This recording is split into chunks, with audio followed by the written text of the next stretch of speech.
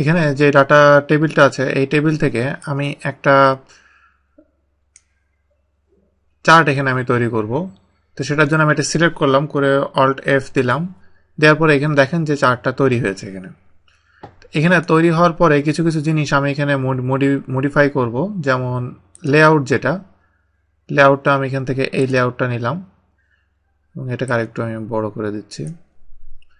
এটা পুরোটা নেয়ার পরে এরপরে এটার যদি আমি কোনো রকম মডিফিকেশন করতে চাই ফরম্যাটে, যে আমি এটার বিভিন্ন রকম মডিফিকেশন আছে এটা আমি করতে পারবো। সেটার জন্য চার্ট এরিয়া যেটা সেটা সিলেক্ট করলাম, করে এটার জন্য আমি একটা মডিফিকেশন এখানে দিচ্ছি এবং প্লট এরিয়া যেটা সেটা সিলেক্ট করলাম, করে এটা একটা মডিফাই করলাম। এবং এর ভিতরের যেই ডাটার সেকশনের যেই ইয়েগুলো আছে, কলামগুলা, সেই কলামগুলাকে এখান থেকে আমি একটু ফরম্যাট করে দিচ্ছি।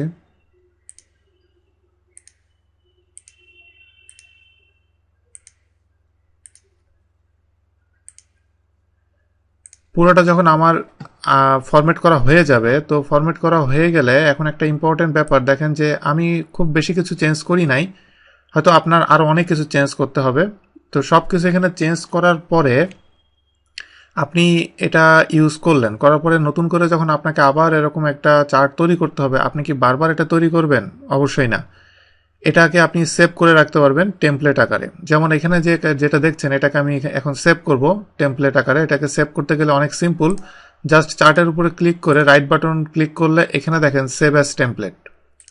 সেভ অ্যাজ টেমপ্লেট দিয়ে আমি এখানে সরাসরি মাইক্রোসফট টেমপ্লেট চার্টের ভিতরে যে টেমপ্লেট সেকশন, সেই টেমপ্লেট এখানে ঢুকেছে। আমি এখানে এটার নাম চেঞ্জ করে দিচ্ছি,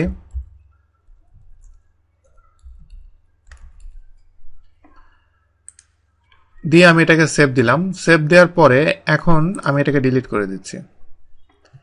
এখন আমি নতুন করে যদি আবার চার্টটা তৈরি করতে চাই, অল্ট F1, এটা প্রেস করার পরে আমার এই চার্টটা চলে এসেছে। এখন আমি যদি যেই ফর্ম টেমপ্লেটটা সেটা এই চার্টের ভিতরে আমি দিতে চাই, এটার জন্য আমাকে যেটা করতে হবে চেঞ্জ চার্ট টাইপ।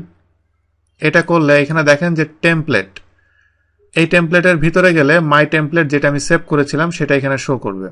তো আমি এটা সিলেক্ট করলে ওকে, দেখেন যে আমি একটু আগে যেটা আমি টেমপ্লেটের ভিতরে সেভ করে রেখেছিলাম সেটা আমার এখান থেকে চলে এসেছে।